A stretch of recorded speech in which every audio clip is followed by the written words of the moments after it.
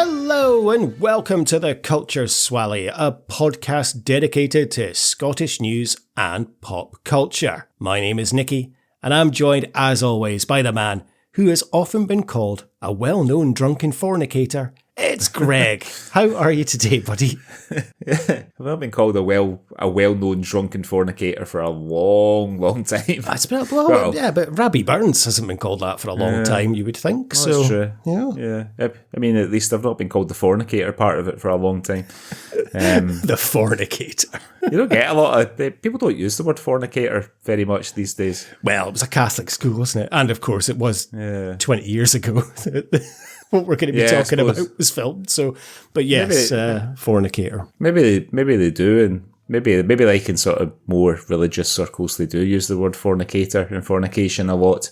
But that's where babies come from. So, and I mean, obviously we're already talking about the film we'll be talking about later, but she is quite a well-to-do woman at a Catholic school. She's not going to say like that shagger, mad shagger.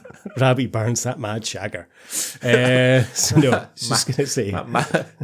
That mad, rhyming, drunken shagger. The rhyming, drunken shagger. Robbie Burns. I mean, there's worse things to have on your gravestone, well, I suppose. Yeah, that's very true, actually. It's definitely worse. How are you, man? How's things? Yeah, okay. Yeah, not bad. I mean, I think I might be relocating to, this is, since we started the podcast, for me, this is my third little studio since we started. So we started back in 2020. It's actually, it's a year. I was looking back through our Instagram today. It's a year since our 100th episode. Oh, wow. Is it really? Jesus. Yeah, okay. It is. I know, flown by. But when we started in 2020, I was still living in Kuwait, where I was recording the podcast at my sort of dining table in the living room with all the echo that supplied.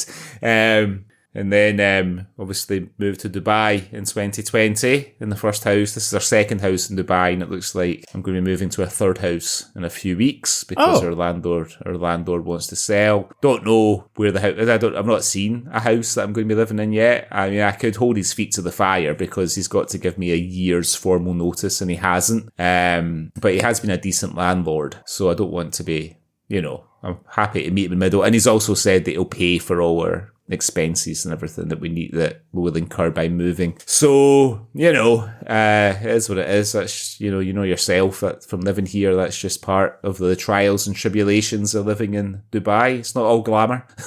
I would say, I mean, you can't say fairer than that if he's willing to pay the moving costs and whatnot. And yeah, what can you do? I mean, you can kick up a fuss. Like I remember when I lived there was a lot of time that would happen and people would be like, no, legally, I can't do that. Yeah. Do you really want to stay there for another year with a pissed off landlord? Like, it's better to just be, nah, I'm off. See you later. So, it's difficult, but what to do? So this is it. It looks like I could be moving from my my kids' BBC broom cupboard that I'm in here to probably another quite similar room, to be quite honest, just somewhere else in Dubai. Are you looking at staying in the same area and stuff, or? Yeah, well, my wife is, she's keen to, I would quite happily just move into an apartment, but I'm outvoted 3-1 on that. Well, no, 2-1 on that score. My oldest daughter doesn't give a fuck where we live, I quote, but as long as she's not too far from the metro and she can live her footloose and fancy-free teenage girl life, she doesn't care where we live. But the other two, my wife and my youngest daughter, are quite keen that we don't live in an apartment. So that's kind of where we're up against. It's all GCSE exams and menopause in our house at the moment, so it's a fucking laugh every day. Fucking hell. Wow. Okay. Oh, sorry, perimenopause, which is that's like the appetizer before the main course. Okay, great. I'm not educated enough to delve into that conversation. Neither am I. But you're going to Japan in a few days. You must be excited. I am. I'm very excited, yeah. So we're recording this on the Friday. I leave on Tuesday, yeah. So I need to get this episode edited. It'll come out 2 weeks yesterday. Yeah. So the next episode we record, I'll be back from Japan. So don't worry, listeners. We've got you covered. We'll be... We're not missing an episode. I need to hastily edit 2 episodes though. But yeah, I'm really excited. I'm really looking forward to it. It's been like I think since I was a teenager, like Tokyo has been like my dream destination, and I can't actually quite believe I'm going. I'm so excited, and that's awesome. Yeah, got a lot of nice, exciting stuff planned. Like obviously doing a lot of the touristy stuff as well, but yeah, just doing some nice stuff. Got tickets for like the semi-finals of the Grand Sumo Wrestling Championship and stuff, and yeah, really looking forward to it. Yeah. It's gonna be good. So I've got a free. I think I've mentioned in the podcast, but when I went to New York a few weeks ago, I paid for a business class ticket and I was downgraded. And my compensation is a free ticket to New York, like business class round trip. Yeah, which I've got like a year to use, and I was trying to get Emirates to give me another one, despite complaining that wasn't really good enough, and they were only giving me what I paid for. Blah blah blah. Anyway, they're not giving me another ticket, but what they have said is that you don't have to use that ticket for New York. You can use it for any Zone 5 country. So Japan is a Zone 5 country, and if it wasn't for the fact that I live with 3 women who are fucking desperate to go to Japan, I'd probably like fly over and just meet you for lunch one day, and then fly back, and then just have a bit of a bop about Japan, and then come back. But unfortunately, that might spell the end of my marriage. So I won't be doing that. You don't want to waste your free ticket for like a quick nip over just to meet me for some sushi and then fly back. So, but kind of a bop around Japan for a little bit. But yeah, meet you for some sushi, a duet, buy some Transformers, fly back. I mean, other Zone 5 countries are countries like Australia and New Zealand and stuff. But I think what I'm going to do with that ticket, my daughter has planned. My daughter's doing her GCSEs, my oldest daughter, and this summer she's planned a sort of tour of the British Isles to visit like friends, family, and well-wishers. But obviously, she's got no fucking money, so I need to pay. So I need to pay for it. And I was going to see if I could. I don't think Scotland is a Zone 5 country with Emirates, but I was going to see if they might let me move I think they probably will. I might just put it in my daughter's name, and then she can fly back in business class on her own to Glasgow. Yeah. That will save me. So that will save me about fucking £2,000 or something like that. I'm sure they would, because obviously it's a kind of lesser zone flight, so they're losing less money. So yeah, you would think so. Yeah. But well, good luck with that. See how it goes. Yeah, indeed. Okay, right. Well, yes. So I'm just hastily getting ready and everything. So I'm almost done, but gonna pack tomorrow whilst I'm editing the podcast. But before I do all that, we need to record the podcast. So we do indeed. Shall we have a look at what's been happening in Scotland over the last couple of weeks? Cue the jingle.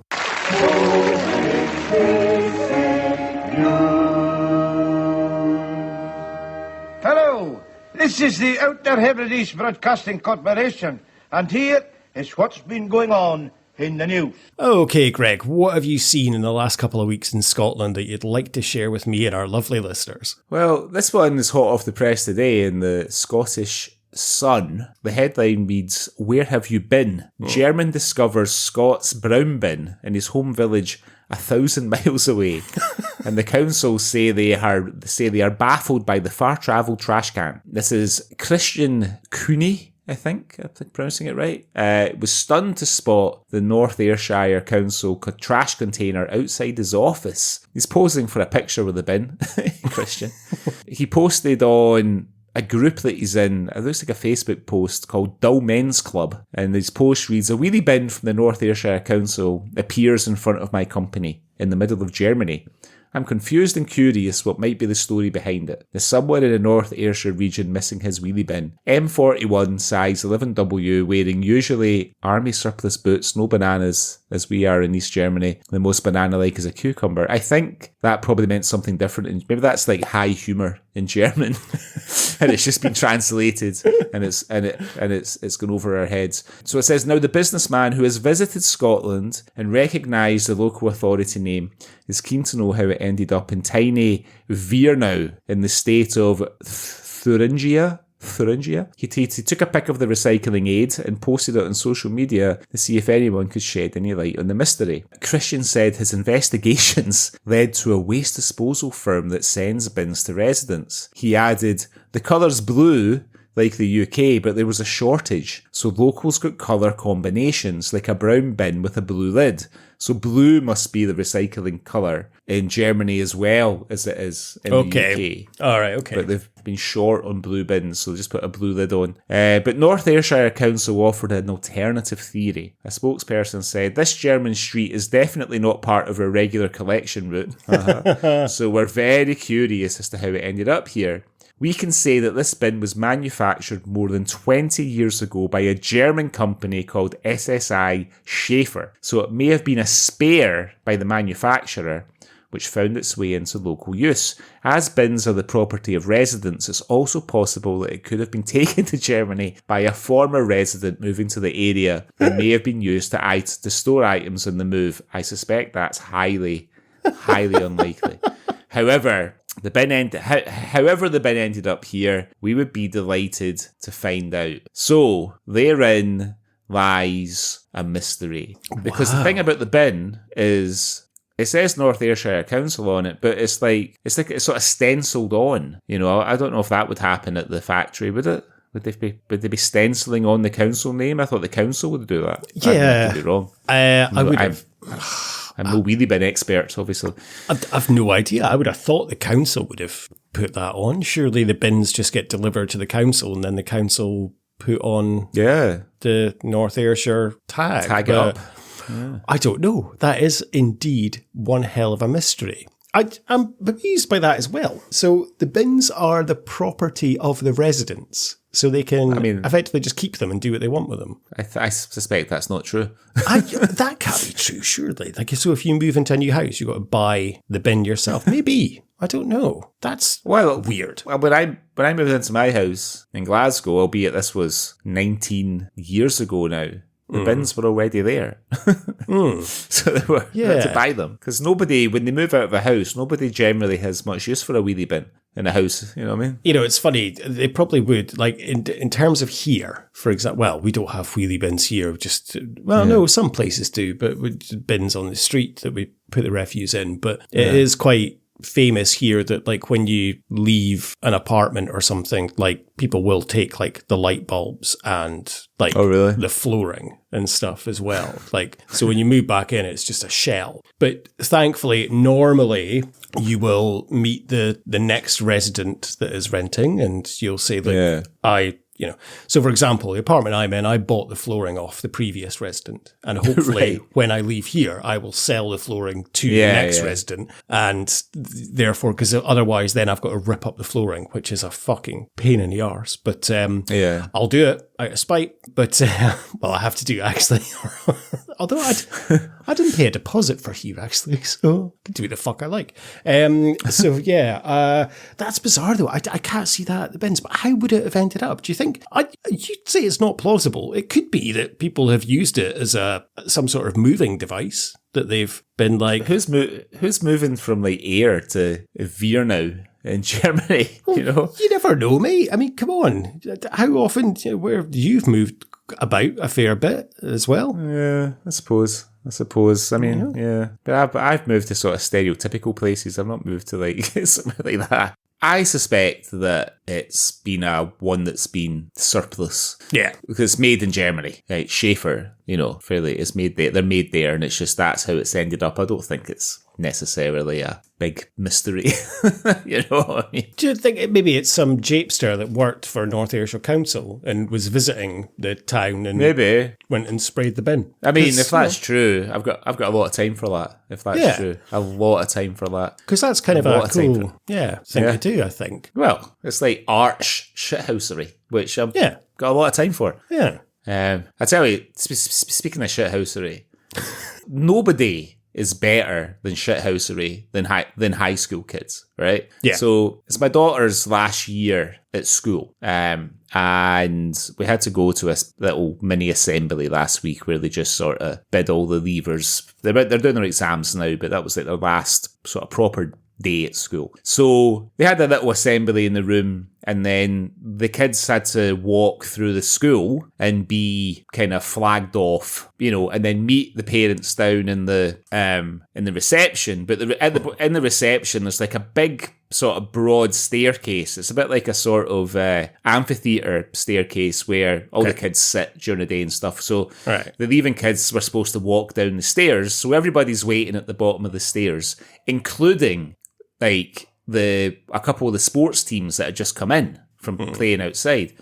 So there's this kid who's not a leaver, and he gets to the top of the stairs before the leavers all arrive, and all the sports team just start going, whoa, like that, because he's in the wrong place at the wrong time. And I just thought to myself, of course, like kids just instinctively know when someone's made a cunt of it and when to draw attention to it. I just thought, fair play, kids. If I was wearing a hat, I'd take it off to all of you. Yeah, that is impressive. I like that. A lot. A lot of time. That's good, yeah.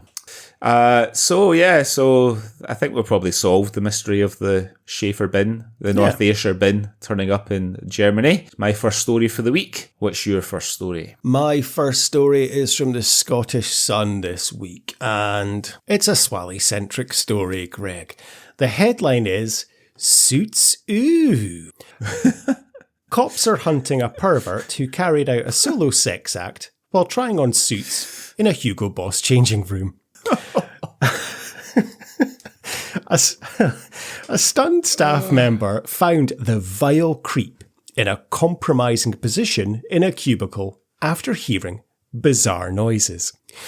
The man was said to be lying on his back, pleasuring himself whilst wearing one of the upmarket brand's pricey outfits at their store in Buchanan Street, Glasgow, last Wednesday. A source explained, this guy had come into the shop and asked to try on some of the suits. He then took them into the changing room, but staff became concerned by the amount of time he was taking in there. And then they could hear him making some bizarre noises. One person decided to take a closer look and was horrified to see him on the floor in a very odd position. He was wearing one of the suits with the other ones covering him. The guy finished what he was doing, then left the shop, at which point the cops were called. Like, why wait until he's finished before calling the cops? Boss suits, which have been modelled in advertising campaigns by David Beckham, cost between £390 and £945. The football legend 50 co-designed the Beckham Times Boss collection of... Why are they going into David Beckham? He's got nothing to do with this. Right, he's a wanker too in a Hugo Boss suit. Oh, no, now I've got why. A promo video shows Bex, dubbed Golden Balls, by wife Victoria stripping off a suit. That's why they've included that. A Police Scotland spokesman said, officers are carrying out inquiries after a man carried out an indecent act in a fitting room within a clothes shop. Hugo Boss was asked for comment. So it's been a while with a wanking story, but yeah, a guy just got so excited in Hugo Boss over the suits that he got into the changing rooms and carried out an indecent act in a compromising position. I wonder why he laid down and covered himself with the other suits. He must have been so turned on by the suits for some reason. Like, it's bizarre. I don't know what the... Maybe he's trying to, like, carry out, like, some sort of political statement against capitalism, or... Did Hugo Boss not also design, like, the Nazi uniforms during the war? Yes, they did, yes. Yeah. Maybe, I don't know. Maybe he was trying to... Maybe, I don't know. Maybe I suspect he probably is just a guy who's maybe a few waves short of a shipwreck who's really wanted to have a wank. Possibly. I don't know. Bizarre thing. Having a wank in a changing room. I mean, that's not something I would ever fancy doing. No, certainly not. Not unless you could lock the door. I mean, because some changing rooms just have curtains, don't they? Just behind the curtain, trying things on. Yeah, you need a locked door if you're doing something like that, and a full door. so no one can see your ankles. But the thing is as well, it must have been quite a big changing room if he was able to lie down. I couldn't lie down in the changing room. I'm too tall. Yeah, if I think about a lot of... When have I recently been in a changing room? I was in one last week, actually. I was trying on a pair of jeans and... Yeah, I wouldn't have been able to lie down. And you're taller than me, but I wouldn't have been able to lie down. I mean, I suppose the great unanswered question about this story is whether he shot his load on the suits. Well, it does say, we don't know. It does say once he finished what he was doing, he left, but it's unclear. Yeah, the guy finished what he was doing and left the shop. It's not clear if he finished or if he was just edging. It's like, that's what he does. Goes out of luxury clothes shops and just edges. Maybe he's practicing like some sort of tantric exercise or something like that for when he's with his girlfriend or his wife. Build his way up or something. Yeah. Or his boyfriend. His boyfriend. Maybe he's building up. So he was like, Hugo Boss that gets me going, but then now I'm off to Versace to finish the job. I'm off to Versace, but I'll just shoot my load in Primark. It's easier. But yeah, fair play. They obviously let him finish what he was doing before they called the cops. I'm sure I would have called the cops before then. Or you want to have the story of someone going, the fuck you doing? Like, surely if you were in that situation of the shop worker, are you going to disturb him or do you not? Or I think I'd be tempted to be like, what the fuck are you doing? Or you're going like throw a jug of cold water over them like you do with two dogs when they're shagging. Then you don't want to, I don't know, like disturb him too much in case you get an eyeful or something, or I don't know. Well, it's like that scene in Orphans, isn't it? When Stephen McCall and what's his name are like peeking in the window to scare the guy when they're delivering the Chinese, and he's having a wank, and he turns and he gets they poke him in the arse with the gun, and he turns and it shoots his load in the face. I mean, that scene takes a bit of a dark turn. So I mean, it's funny for it. Does, yeah. It's funny for a minute or two, but then Yeah, you definitely don't want that situation arising. But anyway, Indeed. So that is our wanker in Hugo Boss. What else have you seen this week, Greg? Well, this is perhaps a bit of a Swally-centric story too. This is perhaps a more overt exhibition list than our Hugo Boss boy. But this comes from Edinburgh Live, and it reads, East Lothian pensioner pulled his trousers down at local coastal car park. Robert Cockburn, 77, was seen pulling his trousers down and exposing his buttocks at not one but two coastal car parks in East Lothian, and pleaded guilty to conducting himself in a disorderly manner. There's a photograph of Robert. He looks like he's very much regretting his choices. He's been arrested for committing a breach of the peace by conducting himself in a disorderly manner and loitering in a public place with his trousers down at the car parks in Long Nidri in East Lothian. The old age pensioner was reported to the police following the incident on Friday, May the 9th, and spent the weekend in custody. He spent the weekend in custody for getting his arse out. I mean, come on. Before appearing at Edinburgh Sheriff Court on Monday.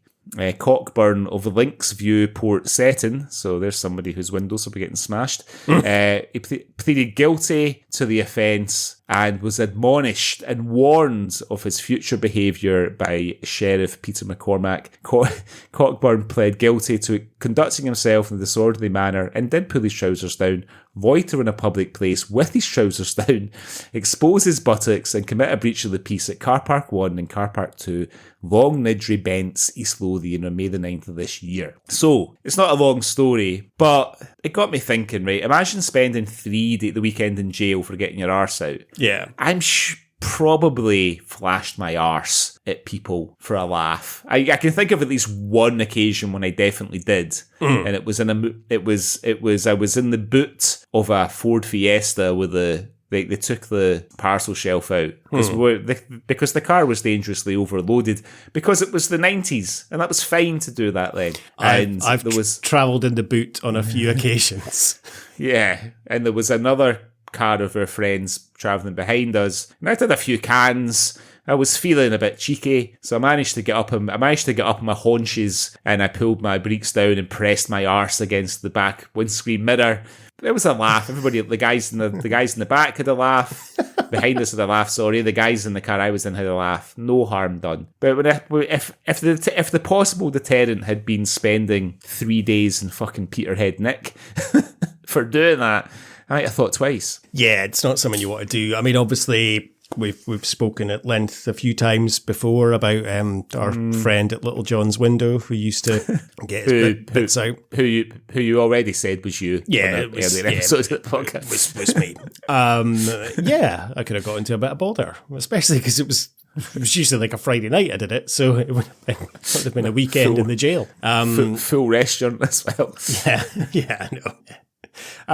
Yeah. So it was so early as well.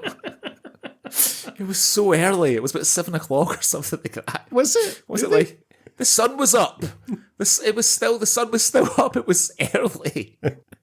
I had in my mind it was a bit later. It was about 8:30, 9 or something, which is still not excusable, but I guess I fuck knows. It wasn't, because I had to take her out for dinner to get a pass to come and meet you boys for a few beers. Oh yeah. And so I took her out early so I could get her up the road and then come out and join in the revelry. Yeah, thinking back, you picked like one of the closest restaurants to her flat you could possibly get, so that you could exactly. It's like do that. It's like drop her back home. A brisk 5-minute walk.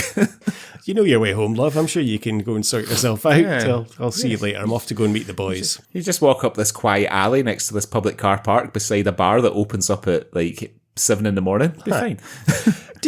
You could have used me as an excuse at that occasion. You could have been like, oh, I'm going to go and give him a piece of my mind. Let me go and find them. And I'm going to give Nicky for flashing his bits at a full restaurant. I'm furious. I'm going to go and sort him out and then come back. My steak pie was getting cold though. So never mind. Oh, what a shame. Poor guy. Just flashing his bum. But yeah, ends up in jail for 3 days. That's harsh. That's really harsh. Somebody who does that, I don't think jail for 3 days is the best place for them. Right? Because, like, I know you and I just had a laugh about it, but that was, like, to make our friends laugh. Yeah. And we were really young. Like when I did that in the car, I was probably like 17 or 18 or something, like really young. And you wouldn't have been much older than that. You're probably like 20 or 21. Yeah. With the whole Little John's thing. So like, there's an argument to say that we're just daft boys. This is an old guy. Yeah. So maybe he's like, maybe he needs somebody to look after him. Maybe, you know what I mean? Rather than putting him in the fucking jail for the weekend. Dear, never mind. Well, I hope he's learned his lesson. I'm sure he has. Anyway, that's poor old Robert Cockburn there. Is that window cold? Little John's. It was the summer. Anyway, that is my second story this week. What have you got next? I just thought this was a nice little teaser trailer of a story for something that we will probably be doing in the near future, Greg. And it's from the Scottish Sun again this week. And the headline is XXX-Men. James McAvoy has revealed he has included an X-rated chant by 2,000 music fans in his debut movie as a director. The X-Men star told of his pride of the Glasgow crowd who shouted, "Here we, here we, here we fucking go," during a gig scene at the city's famous Barrowland venue. Right. McAvoy, 46, has been shooting the true story of students Gavin Bain and Billy Boyd, who fooled top music bosses into believing they were US rappers. Oh, brilliant. Yes. I'm so delighted that he's directed this. So it's titled California Scheming. And brilliant. A great name. And the director said, we basically put on the gig and the guys in the movie performed as if they were doing a gig. Glasgow showed up. We didn't pay them. They gave us a real big movie ending. They gave everything. It was amazing. I felt so proud. McAvoy told the Liverpool Comic Con convention, "There's a thing that people in Glasgow do when they go to a gig. They shout, 'Here we, here we, here we fucking go.'" So we have Glasgow in the film doing that. Bain and Boyd, played by Seamus MacLean Ross and Samuel Bottomley, reinvented themselves as hip-hop act Sibilin and Brains after being mocked for their Scottish accents at a US audition. They then landed a record deal, appeared on MTV, and supported Eminem. That's the end of the article. There's no release date for the film. I guess it's just been kind of filmed, so hopefully it'll be later this year or next year. Very looking forward to seeing California Scheming. Yeah. However, I do have an issue with here we fucking go. There's the only thing more annoying than that, and I do quite like that because I know it really annoys our mutual friend, is when people are like a dance thing and they go People still do that? I think so, but I know it really annoys him. So I like it. I would do that if I was I would never be at one of those things. Oh, well, you were at one. I would have done it. If I went to that thing you went to with him, I would have went, he wouldn't have heard me, probably, anyway. Here we fucking go. Where did that come from? Do you know? Well, I don't know. I don't know. It's one of these organic things that sort of sprung out of the 1990s, I think. I think it's something that, I think it happens more I don't think you get it at a concert, like with a band. You probably get it like at a club night, I think. I think it feels like it's more like something that would happen there to me. I've been to a lot of shows in Glasgow. I've never heard that. Like, to see bands, you know what I mean? Like, I've spent that big day in Glasgow Green when it was like the Chili Peppers and Queens of the Stone Age and the Distillers and Electric Six and the Foo Fighters and all that. Like, nobody did that. That was like 2004, 2003 maybe. So I don't think I believe that it happens. Maybe I'll bend you. I'm saying it doesn't happen. Didn't happen 20 years ago. Maybe it happens now. I don't know. I am obviously we researched this podcast so well, Greg. I think we said in the last episode we should have researched this, but I have checked on Reddit and there's a thread come up. This is from 8 years ago. Someone was at a Blink 182 gig, and he said that he felt scared when Glasgow. Apparently, the whole crowd started chanting "Here we fucking go," and this guy was like, I was a bit scared. Like, I thought it was going to kick off. And people are saying, it's fucking Glasgow. It's like, they've been playing on for 30 years. Yeah, they should know this. So I don't know. But, someone says it does my head in every single gig in this city. Yeah. Well, there's a really good documentary the BBC made about those two guys, like years ago, over 10 years ago, which you could probably find it on YouTube, I would imagine. Yeah. So it's if you haven't seen it, listeners, it's well worth a watch. It's as mad as it sounds. I was going to pick that at some point for the Swally, but then I might just wait for California Scheming now, and then we can do the documentary some other time. But I'm looking forward to watching that. It's going to be great. They wrote a book as well, didn't they? It was not like the Great Hip Hop Hoax or something. So, I think that's what the documentary's called as well. Yeah. The two guys were from Dundee. Yeah, it's really good. So I'm a bit confused. The two guys are from Dundee, and the two actors that are playing them are Seamus MacLean Ross, who is he was in Rebus. Oh, was he? Yeah. Okay. He was in 3 episodes of Ramus. Played Jack. Okay, but that's his only credit. Okay. So I don't know where he's from. But Seamus sounds like a Irish name, but maybe he is Scottish. Yes. And Samuel Bottomley, who is English. Well, that name rings a bell. He was in Get Juked. Oh, he was Ian in Get Juked. And he's been in Tyrannosaur, and he's been in quite a few TV things. He was in Ackley Bridge, Ladhood, and he's in Am I Being Unreasonable as well. Okay. So, so I'll look forward to that coming out in the near future. Really? Yeah, here we fucking go. Have you seen anything else this week, Greg? Just a very quick one. So when you still lived in Aberdeen, you used to follow the Dons. Yeah. And you'd go to away games when you could. Mm-hmm. Did you always, as kind of part of your sort of ritual if you went to a game, be it home or away, would be to buy a pie? Yeah. Every game. Yeah. I would buy a pie. You know what? Yes, every home game. And then I remember I did a away game, and then I think I was at Ibrox, and I went to buy a pie, and one of the guys that was on my supporters bus stopped me, and he goes, "Don't give those cunts your money." So I didn't buy a pie after that.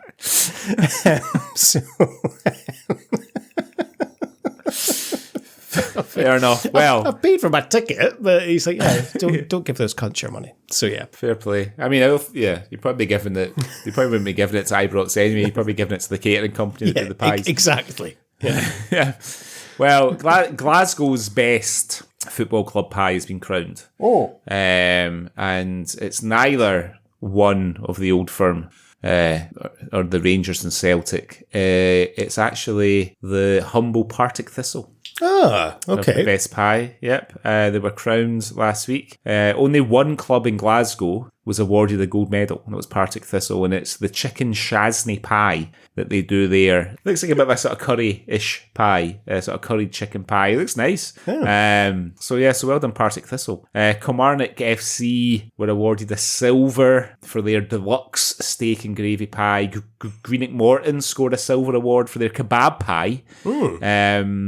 Airdrie and Queen's Park got silver for their Scotch pies, which is a kind of, for overseas listeners, a bit of a sort of muttony mincy pie. Yeah. Probably gives Nicky heartburn like everything else from the West Coast does. No. Scotch pie, I would always have. I mean, at Aberdeen, it's called a Pittodrie pie. Oh, really? Yeah, you get a Pittodrie pie, which is like a mutton pie. Or a steak pie, but I would always have a Pittodrie pie. Yeah. Well, there's a Scottish expat lady who lives in Australia with a Instagram account. I think she calls herself Roving Haggis. Yes. And she put a recipe on the other week to make macaroni pies at home, where she tells you how to make the pastry. But the pastry, her recipe, it's got lard in it, and not a lot of lard. I was going to message her and say that what could you use instead of lard? Would it still work? If you use butter or something like that. If you use like really full fat butter, would that work? Because I quite fancied making them. Like her recipes are good. So I've made a few of her things before. Would you not want it with lard? No. Why not? Oh, yeah, I'm going to be 47 in a couple. I don't eat things with, you know what I mean? I really try to, I obviously, I love the food that I grew up with. And I grew up a lot of my life in the west coast of Scotland and Aberdeen, and both the northeast of Scotland and west coast of Scotland have got fantastic junk food, like amazing junk food, and quite different. Like Glasgow has great chippies and stuff like that. Aberdeen has got fantastic bakeries. Aberdeen's got some good chippies as well, right enough, but they've got fantastic bakeries and everything. And I love all that stuff. But I mean, when I'm back in Glasgow, I always sort of treat myself to a roll and chips with salt and vinegar from the Blue Lagoon, and it always makes me feel really good, because I know that if I was eating something like that regularly, then I would start to get a bit, the self-loathing would creep in. Do you know what I mean? Like, come on, why are you eating this shit? I'm going to be 47 for goodness sake. But I mean, I'm only in Glasgow like once a year, so like one roll and chips once a year is fine. Okay, yeah, that's fair enough. Yeah, that's okay. Would you like give the macaroni pie a go? No, I had never had a macaroni pie before until last year. Right. I knew it was always a thing, but why would I want a macaroni pie? I'll have a fucking Scotch pie because I ate meat. However, the last year I was back, I went to the football, and the macaroni pie was the only thing I could really have on the menu, and it was fucking rank. So, no, I would not fancy having a macaroni pie, to be honest. Also, it's a bit weird, like making a macaroni pie, which you think would be for vegetarians, but using lard in the pastry. Of course. But I mean, it doesn't, I eat butteries and brownies, and they're made from lard. Doesn't bother me. I have bought the vegetarian ones. They're not the same. So no use. No use at all. Oh, that's a good point. I've got a pack of butteries in the freezer. I need to eat them. Might take them out and have them over the weekend. Okay. Well, congratulations to Partick Thistle. Yeah, congratulations to the Jags, the Jaggies, for winning. I love I wonder what people must think about about the names that Scots nickname their teams. Because, like, Dunfermline are the Pars. Thistle are the Jaggies. You know, why they call them the Jaggies? Well, because thistles are jaggy. Yeah. You know, it makes perfect sense, you know, if you're Scottish, but if you're not, they must scratch their heads. Because in England, it's like, I mean, they call it like, with Man United call themselves the Red Devils. Like Wolverhampton just call themselves the Wolves. You know, I don't know. That's West Ham call themselves the Hammers, which makes sense. You know. But anyway. Yeah, but you get random ones as well. Like, I think Bournemouth are called the Cherries. And, what was the other one? I don't want to tip my tongue there. I don't know. I mean, a lot of them, of course, is related to their badge, like Leicester City being the Foxes and stuff. But, yeah. What was the one? Oh, yeah, West Brom. They're called the Baggies. Like, that's right. Yeah. There's a lot of weird ones as well. In England, yeah, too. I suppose there is. What did Ross County call themselves? The Buddies, the Staggies, the Buddies, the Staggies. St Mirren are the Buddies, of course. The Staggies. Fuck knows what the St Mirren are the Buddies. There'll be a reason for that. Don't know. Yeah. And of course, yeah. So who knows? One last thing, very quickly, I did see there was a trend this week. I saw a post, Scottish banter, and they unveiled Scotland's Mount Rushmore. Now, first of all, why the fuck are we having a Mount Rushmore? Who gives a fuck about Mount Rushmore? But if they were to have a Mount Rushmore, the 4 famous faces, let's have a little debate about this. Okay. The 4 faces they put on were Lewis Capaldi, no, Billy Connolly, Andy Murray, and Sir Alex Ferguson. Now, this is Mount Rushmore. So it's meant to be the 4 most iconic Scottish people of all time. So Cosmo, I don't agree with 3 out of those 4. Cosmo, yes. Cosmo needs to go on. Cosmo will have his own little Cosmo mound or something. Well, I'll give Cosmo a bench at the top of Scottish Mount Rushmore. The Cosmo bench. But if you were to have 4, I don't agree with 3 of those. I don't think Capaldi, I don't think Murray, I don't think Ferguson. All right? Right, okay. Connolly, yes, deserves, right? A lot of the questions, there were questions asked because obviously there is one very famous person omitted from that. Because if I say who's the most famous Scottish person, the 2 names I would come up with are Connolly and Connery. And Connery has obviously been omitted. There was a lot of talk in the comments about how you can't have a woman beater on the Mount Rushmore. Agree, but fuck it. Connery's got to go on that Mount Rushmore. Of course he does. It's fucking Sean Connery. He has to go on that. Connery, Connolly. Are you in agreement with Connolly? With Connolly? Yes, of course, yeah. Okay. Absolutely. So that's 2 spaces filled. Who are putting in the other 2 spaces? I mean, I'd probably lobby hard for Cosmo, to be honest. But of all time, like, would you not? Iconic. So would you not think Rabbie Burns would be better than Yes, Rabbie Burns, William Wallace? But the thing is, though, it would have to be like a sculpting of a painting because there's no photographs, so we don't really know exactly what those 2 look like. Because we've already got artists and interpretations. No, but the Bard, that was Shakespeare. We know what Rabbie Burns looked like, given, it's a very famous drawing of him, so we could use that. I don't know. I mean, I think my 4, Connery, Connolly, Coltrane, and Cosmo, the 4 C's. Okay. Call it Mount Cunt. Actually, no, because that sounds bad, because they're not. They're all 4 legends. Mount Good Cunt, if anything. Okay, I was thinking a bit more logically. So I was going to put Rabbie Burns, and then I was going to put like maybe Mary Queen of Scots. But because obviously you need to have some female representation there. Yeah, she was but also French. Yeah, okay. But not kind of French. She was all French. Well, no,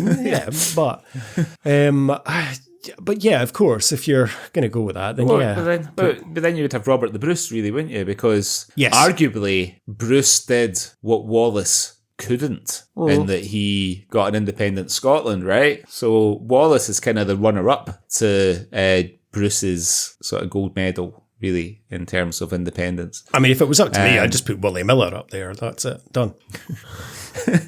Just a big carving of Willie Miller holding the 83 Cup Winners' Cup aloft with one arm. Done. Yeah, you just get the whole Aberdeen European Cup Winners' side up there.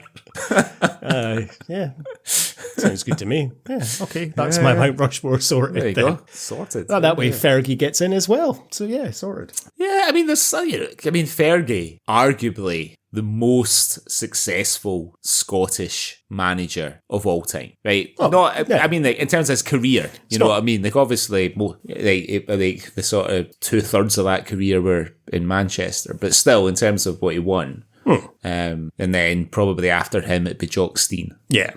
That's it, really, right? There's no one else really that's won European trophies like those two. So then, would you class, that's another debate, but would you class that as a sports person? Because, I mean, yes, obviously it is a sportsman, but then you could say like Andy Murray is probably our most successful person. Yeah, in terms of like a individual sport. I mean, I'm proud. Like, I'm funny about Andy Murray because like I like tennis, right? Tennis is probably my favourite sport. I would say tennis to like watch and to play, and it's probably because it's the only sport that I've ever been like half decent at. But Andy Murray, I mean, he's like great champion, but he's sort of difficult to like. Because he's a miserable bastard, right?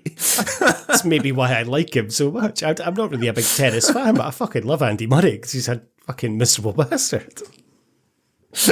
Suits me. He's a sort of archetypal, sort of successful Scotsman, really. Like, no time for small talk or no time for fools. You know? So if you had a Scottish sport Mount Rushmore, so there's 4 places. I'm thinking you'd have Andy Murray, you'd have Jockey Wilson, you'd have Stephen Hendry, and then Chris Hoy. Yeah. They're all good candidates, I would say. Liz McColgan? Yes. Our daughter's doing pretty well, right? Yeah, she is. Yeah, well. Yeah, she's doing really well. I think, you need to have a little bit of representation there, so let's put Liz up there. Hey, what's the daughter? Ailish McColgan, is that the daughter's name? Yeah, I think so, yeah. Ailish McColgan, she's phenomenal as well. I don't know, like, did they not win like a world championship in curling recently? You could argue that. I think it was about 20 years ago, Greg, I think. No, we won like last year, I'm sure. Did we? It was not like a winter. When was the Winter Olympics? I feel like we won some gold medals. Probably did. Curling. But yeah, we could have the curling team up there. Yeah. Yeah. Takes up a bit of space, but I mean, we need all the space we can get for the Aberdeen 1983 Cup winners starting 11, don't we? So. Jockey Wilson's going to take up a fair bit of space as well, to be fair. Anyway, he'll save some money carving his teeth. Okay, right. I think that wraps up the news for this week then. Okay, indeed. Right, before we get on to what we're going to be talking about today, which we're going to have to do very delicately, let's have a little word from our sponsors. I've flown with US Airlines and the girls are really nice. And those beautiful Far Eastern girls do splendid things with rice. Ooh. German girls are so correct, and the planes are never late. But there's only one girl we want to see as we reach the departure gate. I wish they all could be Caledonian. I wish they all could be Caledonian. British Caledonian Airline of the Year. Okay, Greg, so it was your choice on this episode of the Culture Swally. So why don't you tell us what we're going to be talking about today? So this week we're talking about 2004's romantic social commentary, I guess you might call it, A Fond Kiss, named after the aforementioned Rabbie Burns song of the same name, which means just a kiss in Old Scots, and directed by legendary English independent filmmaker Ken Loach. A Fond Kiss explores the romance between a young Pakistani man, Casim, and Irish music teacher Roisin, and the impact that it has on their respective communities. So I had never seen this, and I think I actively avoided it when it came out, because like I read the synopsis and I thought, no, it doesn't sound like, because I think the last Ken Loach film before this was Sweet 16, which I really enjoyed. And for some reason, I just thought, I assumed this would just be a bit of a soft, kind of romantic, maybe dramedy or something like that, with a little bit of, culture clash. And it is that, I think, but there's a lot more to it than just that, I would say. But had you watched this before? No, first viewing, and for similar reasons as you. I didn't realise, I knew it was Ken Loach film. I read the synopsis and thought, yeah, don't really fancy that. Yeah. So I hardly knew anything about this film. I knew the premise, of course, but didn't know much about it. I'm glad that I did not, because I was very surprised at quite a few elements of the film. Obviously, it's always good to see Gary Lewis pop up in anything, and Dave Mackay. Didn't expect them. And Raymond Mearns as well, the fantastic. We will talk about those three, I think, at length later. But of course, another actor who appears later, I had no idea was coming, and I let out an audible, "Oh, you fucking dancer," when he appeared on screen. This is a weird Ken Loach film. It still retains so many Ken Loach hallmarks in terms of using a mix of non-actors and established actors. Some I'm looking forward to discussing, but they actually work so well. Like his mate, Shai Ramzan, who plays Hamid. Like, oh my God, I want to talk about him at length, because it's his only acting credit, and he's not the best, but he's brilliant as well. And it's something about Loach just gets the best out of these people. Doesn't shy away from things. I agree with you. I thought maybe it was going to be a bit of a sappy kind of, everything's going to work out and everything will be good. Yeah. And look at how these cultures clash. Almost like a kind of East is East type film in a way. It's not at all, and it doesn't hold back. I was quite, the beginning, it starts off quite comically in terms of with the dad effectively setting up an electric generator to put on his daily record board to stop dogs pissing on it, and electrocuted a dog. And you're like, okay, where's this going? Then it goes into his sister, obviously saying that she's a Glaswegian Pakistani teenage woman of Muslim descent who supports Glasgow Rangers in a Catholic school. Yeah. And then there's a bit of a rammy, and it does get uncomfortable. And that's immediately I was taken out of the kind of, oh, wow, because I don't know, I just kind of didn't expect to hear the language. And I wonder if the language in that scene was improvised or if it was scripted, because I think he does that. I mean, because Peter Mullen does the same. There's a kind of a guide script, but because Ken Loach makes a mixture of like movies and documentaries, and ever since he started, his movies they're all about class. Class, minorities. Even now he's making movies. Like his last pub, I think it's called the Great Oak, set in like the northeast of England, and it's about a pub, but it's about asylum seekers and that kind of thing as well. You know what I mean? And the impact on the community. So I think for him, because famously Martin Compston was like a up and coming footballer, right, for Morton when and now he's one of our most celebrated actors, but he never did any acting before he did Sweet 16. And so I think he likes that element of authenticity by having normal people in it. And sometimes it works really, really well. And other times, like there's a few people that appear in this that are a bit wibbly wobbly, But that said, it wouldn't be a Ken Loach film without those elements. No, and it works so well. Hamid is one, and then Casim's older sister is another one that you can tell. There's twice she fluffs her lines, but they keep it in. But then it sounds natural as well. Like you notice it because you're watching it in a TV show or a film and you're thinking, she's just fluffed her lines. But people do that all the time in terms of repeating a word or saying something. The amount of times we do it on this podcast, or I just did it there. It's natural. It's the way you talk. And it took me out of it, but also it was like, That's really cool because it just feels natural. Yeah. The language that I refer to in the kind of opening scene, I'm not going to say the words, but I'll put the clip in. But I was almost like, wow, okay. So it's when the sister Tara is trying to get her Rangers top back, and the kids are stealing it. Give me my bag! Oh, what's going on here? The fucking coconut. Shut it, you beat it! What, give me it back! Oh, hey! I'm washing an uptight packy! What? Packy, hun!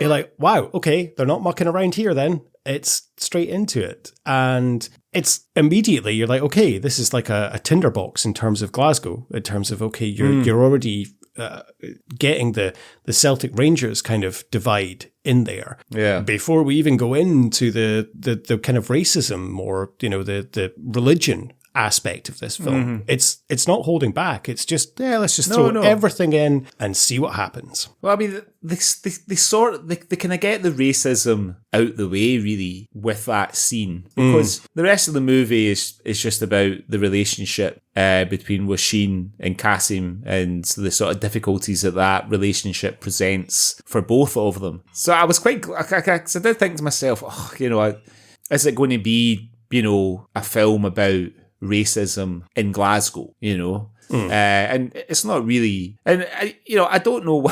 I'm always surprised when I hear that, because like when I was at school in Glasgow, I went to Woodhill Primary in Bishop Briggs, and there was a lot of Pakistani and Indian kids. Like a lot. So it's because Bishop Briggs has a big Asian community, and I don't remember they like cricket. I don't remember any of them, because they would run about together. We're friends with some of these kids and stuff. We all played together. I don't remember any of them ever supporting the old firm. And as I got older, I thought, well, I'm not surprised, because you couldn't get two fucking less tolerant fan bases than Rangers and Celtic. You know what I mean? Like the real dyed-in-the-wool ones. I remember when Mark Walters...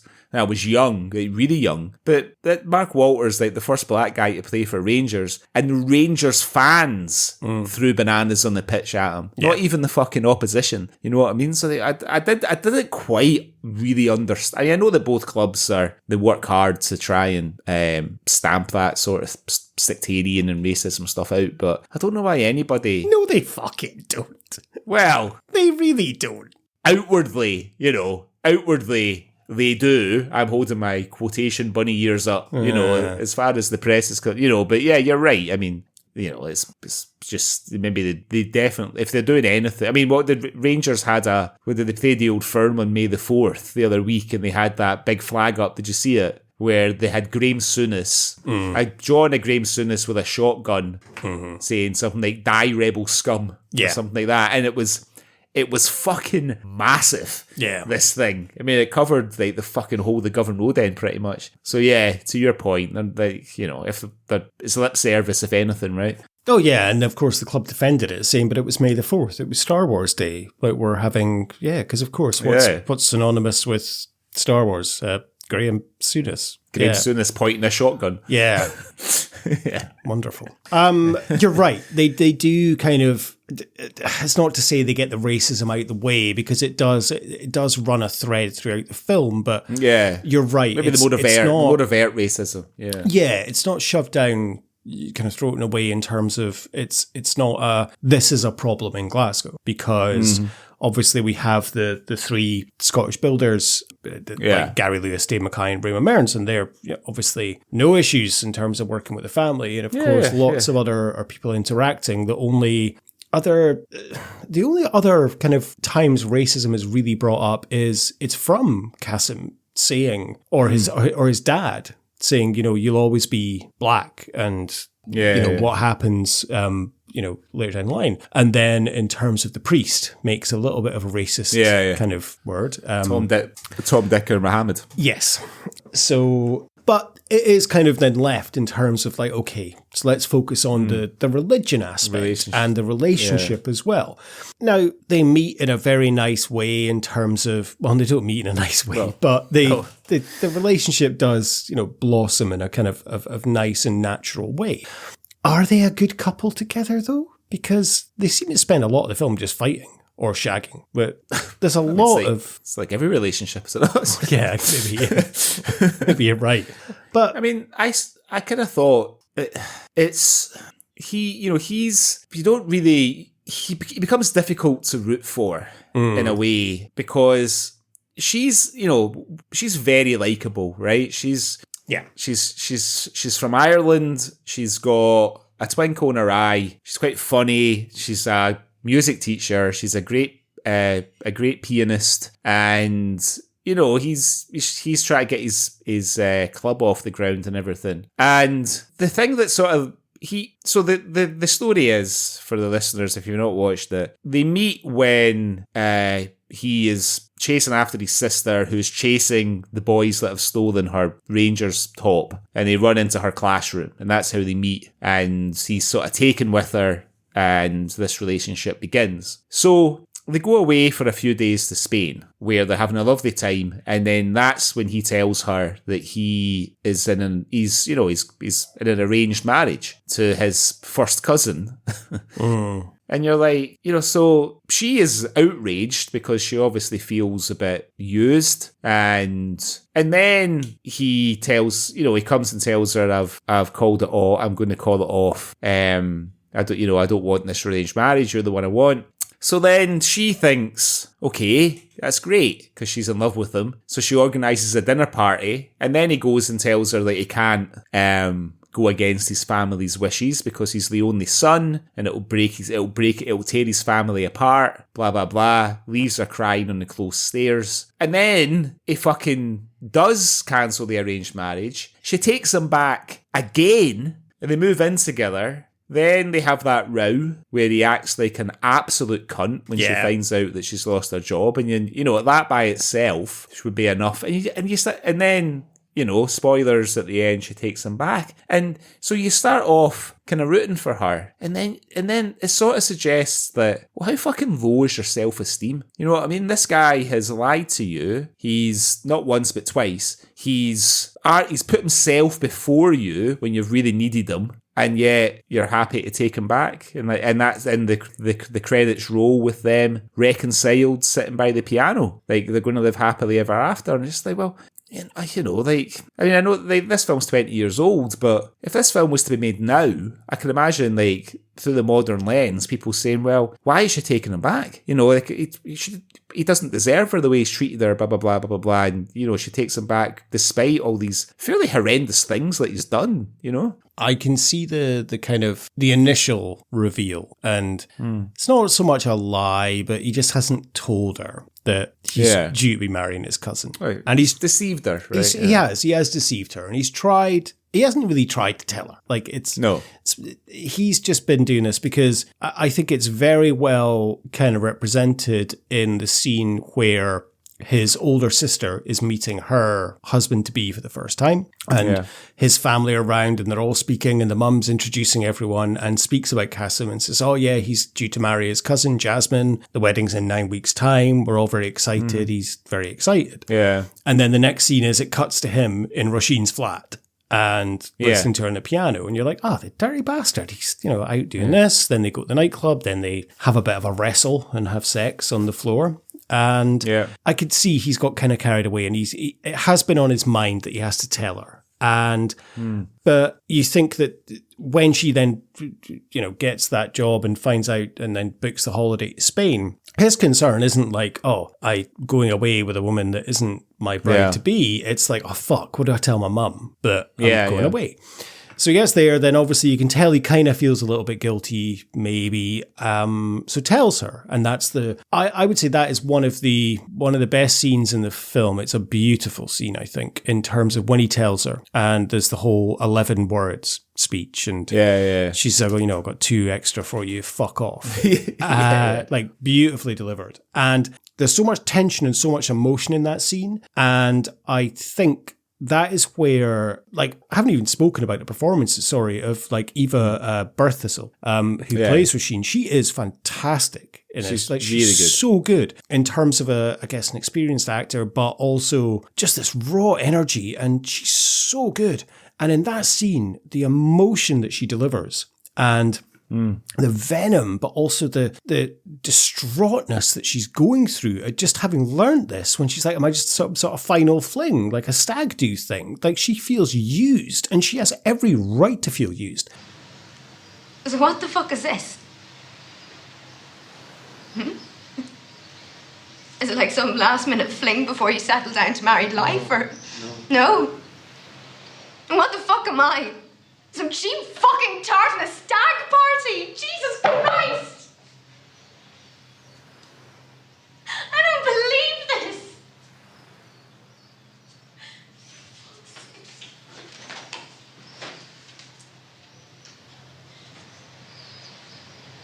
11 little words, was it? Well, here's another 2 for you. Fuck off! Now, I started this by saying I was defending him in that way, but I can let him off with that in a way, because he did tell her, but he just couldn't find the right words to tell her, but he did. Yeah. What I can't defend him with is, as you've alluded to, the kind of towards the end where she's just found out she's basically lost her job because of her relationship with him. And she's saying that, like, it's the school, it's the priest, I've got your sister on my back. And he's sort of defending his sister and saying, oh, she's fine, it's okay. And, oh, I need to go because I need to go and meet the investors. And she's like, but yeah, I really want you to stay. And it's the line he says is, but this is really important to me. Yeah. And at that moment, I'm like, you fucking prick. You absolute fucking prick. She's just lost her job. She's had your sister on her case. She's kind of being ostracized from her face. She had a priest on her back as well. You fucking prick. Like, I'm sure your mate can go and deal with it himself. And yeah, off he goes. And then he phones her up, basically saying, oh yeah, we got the money. I want to celebrate. I need you there to celebrate. Yeah. No. Yeah. I'm sorry. Like, oh, that infuriated me. And yes, from that moment on, I was like, yeah, I'm done with you. Yeah, it's, like it, I don't know. Like, he's, maybe this was Ata Yakub's first sort of acting gig. He had done modelling and stuff before. Maybe, because she's clearly Eva Bursthistle was a trained, actor. She went to theatre school, everything else. She had acted in a lot of Irish TV shows and films before she did this. So she's coming in fairly well seasoned, and she's playing opposite a guy. And considering it, he's the joint lead and it's his first film, he does a good job, when you take that into account. But I think, in maybe some of the more weighty scenes, that's maybe where he's found, maybe, his inexperience is sort of shown a little bit there. And I also get the impression that Ken Loach is someone who probably shoots his films quite quickly. You know what I mean? Probably by necessity. Now, you alluded to it earlier with the actors who play Casim's sister and Casim, where they kind of fluff their lines a couple of times. But, he's an independent filmmaker, Ken Loach. He's not getting millions and millions and millions of dollars to make his movies. It's low budget. It'll be a tight schedule. He needs to kind of get it in the can, right? But that's what I did like about this, about the story. And the story's written by Paul Laverty, who's like a long-time collaborator with Ken Loach. He wrote The Angel's Share, which we've covered before. He wrote My Name is Joe, which we've covered, and he wrote Sweet 16, which we've covered. And some of Ken Loach's other stuff, like The Wind That Shakes the Barley, which is a really, really good movie about the Irish Civil War and War for Independence. And the fact that it's not just about, Casim's community being unable to accept Roisin. It's, I wasn't expecting that moment when she has to go and get her, because she teaches at a Roman Catholic school. And for overseas listeners, Glasgow is mad in the sense that it has Church of Scotland or Protestant schools, non-denominational schools, and Roman Catholic schools. And the Roman Catholic schools, the church continues to play a big part in there. Because she is a Roman Catholic from Northern Ireland, she has to go and get her letter of approval to have her position full-time. And that's when she has to go to her priest in the parish that she's joined in Glasgow. And the priest is brilliantly played by Gerard Kelly, who he's only on the screen for 5 minutes, but I mean, he's standout. A absolutely brilliant performance. Yeah, but it's a really serious scene. He does bring a little bit of humour to it, as we mentioned before. But he's a guy who understands that world quite clearly. You know what I mean? And I suspect Paul Laverty probably does as well, just with his second name. And, we find out that it's not just Casim's community that will reject Roisin, but her community and where she's coming from will reject him. The difference between her and him is that she's very much, you can't tell me how to live my life. And she doesn't accept it, from the priest. Whereas he can't quite bring himself to say the same thing to his family, And I guess it's just that juxtaposition between the two different cultures, Okay, I'm not going to beat around the bush. Are you living with a man? Sorry. Are you having sex outside of marriage? That's none of your business. It is my business. You've not been listening. I have a responsibility to the parents of those Catholic children that you teach. I am a priest. I'm not some 9-to-5 bureaucrat who's here just to rubber stamp things. I mean, what are you thinking? You think you can get into bed with any Tom, Dick or Mohammed and then go away and teach wee Catholic kids? What did you say? You heard fine well what I said. Who have you been talking That to? is none of your business. None of my business. I mean, of course, Gerard Kelly, famously in the very famous Scotch and Rye scene, when he's the first Catholic to sign for Rangers. That's right, yeah. Brilliant sketch. Yeah. No, I was at Mass. I kind of yelped when he came on screen because I did not expect him to come on, and I was so delighted. And he just comes in as this fag smoking priest and and just lays down the law. And I did wonder if that was added to ensure that it's not only the Muslim community that comes off as being kind of dogged in tradition.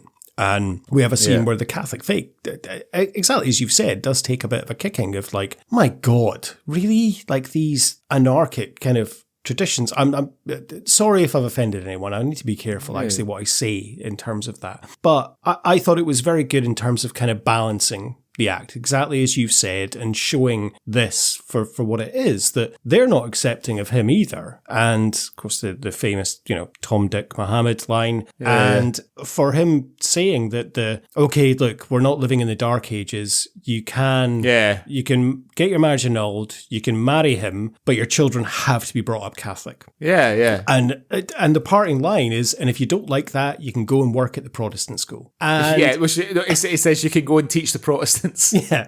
It's like, wow. But a lot of those lines, some of the things that he says in that scene, they feel like very improvised. Like that, the Tom, Dick and Mohammed line, and that you can go and teach the Protestants.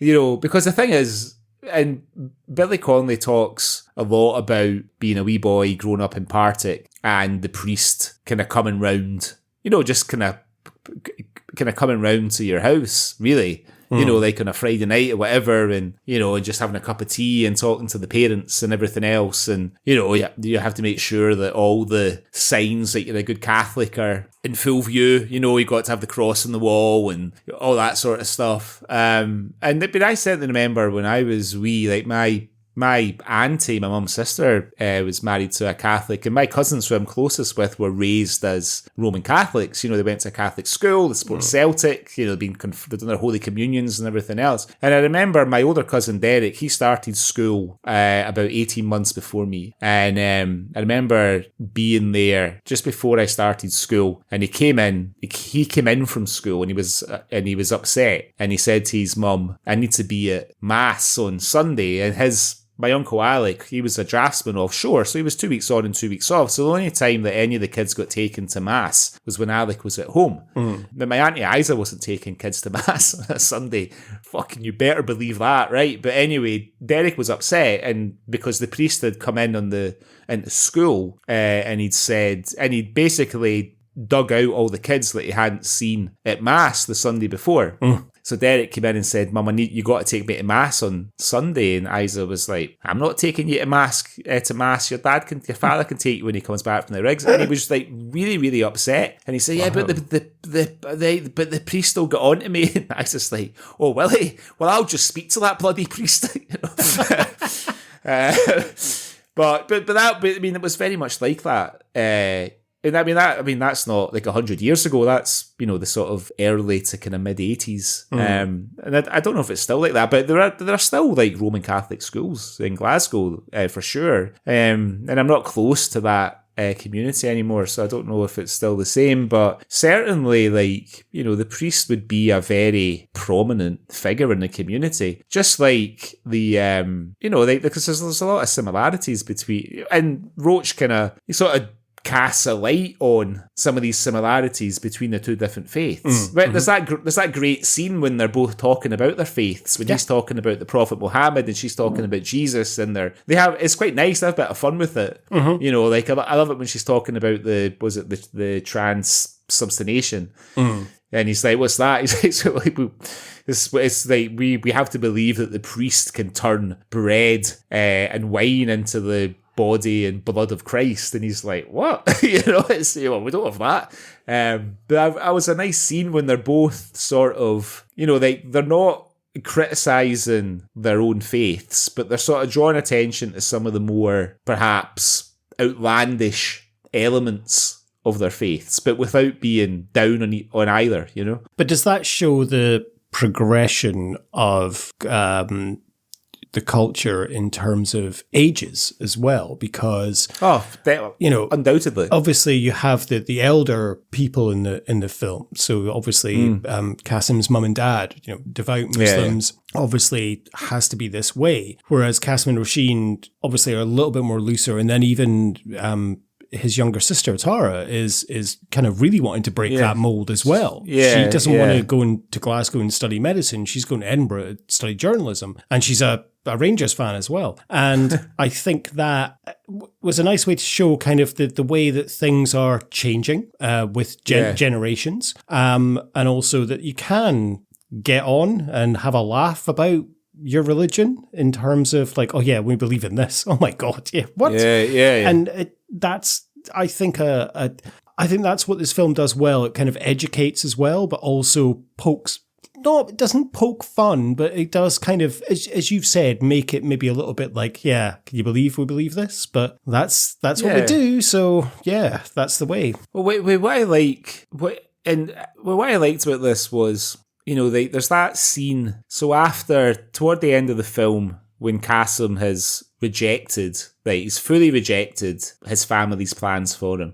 And his dad's upset. He smashes the windows in the extension, and then he's sitting at the kitchen table when the younger daughter Tahara comes in to say, look, she's been told previously, even though she's got an unconditional offer to Edinburgh to go to university, she's been told she's not going. And in this scene, she comes in to say, how's your hand, Dad? And like, I'm going to Edinburgh University, by the way. Yeah. So I'm going, and you can't stop me. And I thought it's really delicately handled, because in the ones, you sort of see, especially with the dad, and I don't know if he's ever acted in anything, but he's a great character. I don't recognise him from anything, but he's sort of like, he's like the pain that he's in when he's torn between his love for his children and his sense of duty to his religion and his values and his tradition and his culture and his community. You know what I mean? Like, there's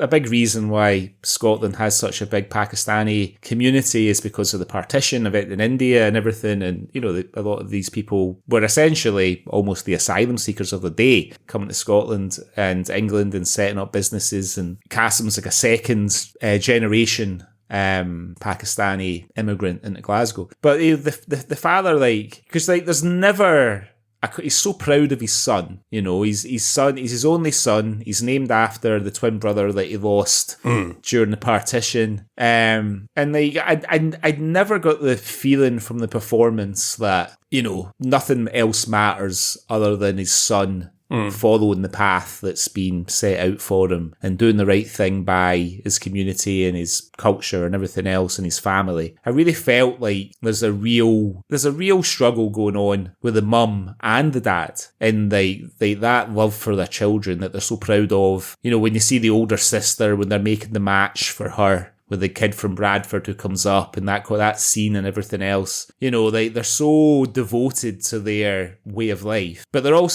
want the best for their children. And the fact that their children are, you know, Casim's a qualified accountant and he's trying to open a nightclub and open his own business with his friend. The older sister, is it Rushana? She's a graduate from Glasgow University as well. She's setting out in her career. The younger sister, Tahara's clearly a very gifted student and is set for great things, and they're really proud of them. And, you know, they sort of, it's like, well, they maybe part of them that does understand that they've brought them to another country and they kind of have to let them go, but they have their own way of life as well, and it's really difficult to do that. I thought that last scene is really powerful, and I liked it because it doesn't criticise their way of life at all. No, you know what I mean. It doesn't. It strikes a good balance. If anything, I would say it's a bit more critical of Catholicism really than it is of Islam. No, I would agree with you. Like Ahmed Riaz, who plays Tariq, Casim's dad, I think he's been in a couple, I think he's got like 3 or 4 acting credits on IMDb. He is kind of he's not the comic relief. The comic relief we'll come on to, but he's kind of the... He has a lot of funny moments. He does, like, you know, setting up, like, electrocuting the dog that pisses on his thing, trampling in his wife's flower beds. Like, even when he's smashing up the extension, you can't help but kind of laugh in a way, but also feel sorry for him because it's kind of over the top. And he comes out with some great one-liners as well. He really is the heart of the film, though, and you do. I completely agree, Greg. You really feel his struggle. Like, he does attract the, like, kind of my sympathy and affection, but I did struggle in terms of, like, really believing that his beliefs are so powerful that he would... Because it's true, I felt that he loves his kids more than... Although he is, you know, you see him going to the mosque, you see him, you know, he's obviously a very proud and very... believes and follows his faith, but... traditional. Yeah. And obviously with his wife as well. And exactly as you said, you know, the scene where the older sister is meeting her groom, husband to be. You do kind of get that they are steeped in tradition, and this is the way, effectively. But it is, difficult in terms of believing the kind of, that struggle that he's going through. And then I felt so sorry for him in terms of, okay, so Casim's just gone, he's smashed up the extension. And then his youngest daughter basically comes in and was like, yeah, by the way, I'm fucking off to Edinburgh, see you later. And that's his whole life kind of shattered. Like, because as we learn from the older sister, that their lives are being ruined because of Casim and Roisin's relationship. But she says, like, because of your love, so many people's lives are being destroyed. And that's where I struggle with the elder sister, because her scenes, you kind of tread the line of thinking, you fucking bitch. Like, in terms of when she goes to see Roisin, when she takes Roisin in the car to basically watch Casim meet Jasmine and say, it's his wife. Yeah, he's going to marry her and he's going to go through with it. You're like, you fucking bitch. But then you can also see her point as well, because her life is being ruined. Her marriage is not going to happen because of this relationship. Yeah. So it's difficult to kind of take a side on that. And it's so well done in terms of you're like, oh, you cow. And then you're also like, I see your point though. So it's a very fine kind of line to be treaded in this film. I think it's so difficult for us to sort of speak to it because, you know, like we come from backgrounds where, you know, where both of us have been encouraged throughout our lives to go and go out and do what we want. You know, nobody was sort of lining up potential wives for me, or for you. You know what I mean? It was, you know, like nobody was sort of deciding what our paths would be when we were at school. And so you'll go to, you know, you need to study hard for school, and then you're going to go to this university, and then you're going to meet your, you got to do this, and you're going to settle down, and blah blah blah. You know, like our culture is very, very different. And you know, I think it's so like I don't want to be kind of critical of that way of life, because it's incredibly important to like a massive community, not just kind of, you know, particularly in Scotland, and particularly in the west of Scotland as well. Yeah. You know. But, you know, like I'm sort of, that's why I think it's, you know, he does handle it, he doesn't sort of condemn either side there. You know, I mean, you could say, well, Roisin is, you know, she's quite a modern woman. You know, she talks about how she got married when she was 19, how, you know, the guy was the nicest guy and a really good friend, but she shouldn't have got married to him. And, you know, and she's evidently not been divorced or annulled or whatever it needs to be. But, you know, she's living her life on her own terms. You know, she's moved to Glasgow. She's teaching music. She was even, you know, she was teaching about the civil rights movement as well, because she was showing like photographs of lynchings in America. She's playing, I think it was like a Nina Simone song about lynchings and that kind of thing. And the scene where she finds out that she's lost her job, but she's living her life on her own terms. Yeah. And Casim, he, you know, probably before he meets her, he's living his life on his own terms, but he's kind of not really, because while he's out perhaps professionally doing that, you know, his home life has been organised for him. You know, I think it's an interesting balance that they try to strike. I think they also try and show the modern aspects as well when Casim is speaking to Hamid on Hamid's balcony. And it's a weird conversation in that he's effectively saying to him, look, you have to get married to your cousin because it's your family has come first. Get married, then shag who you want. Like, Listen, let's get one thing quite clear, right? You're going to get married. You're going to have kids. You're going to do the mum and dad thing, which is the right thing. Shag who the fuck you want to shag, but don't fuck up your whole family and her family back home. It's not just about shagging, Hamid. Well, what's that about then? What's that about? There's so many birds out there, and you've went daft over one bird. I've not went daft over her. Hey, what, you're gonna split up your whole family? Well, I'm just supposed to marry somebody I don't know. Aye. Just do it, who cares? You've got a family to think about. Like, and he says, like, they'll never accept her. She's a gory. And you know, she's a white woman. They'll never accept her. But effectively, go and get married to please your family, and then go to the mosque and do your stuff, but then, shag who you want afterwards. And you're like, what the fuck? Like, it's very, like, okay, is that the way? Very... Is that the best advice? Yeah, not really the best advice to be giving to your mate, I wouldn't say. But yeah, apart from the dad, Tarek, I'd say most of the film's comic relief comes from Gary Lewis, Dave Mackay and Raymond Burns as the three builders who are building the extension and moving pianos. Absolutely brilliant. I mean, there's maybe 3-4 scenes they're in. It's just hilarious. And you can tell it's improvised as well.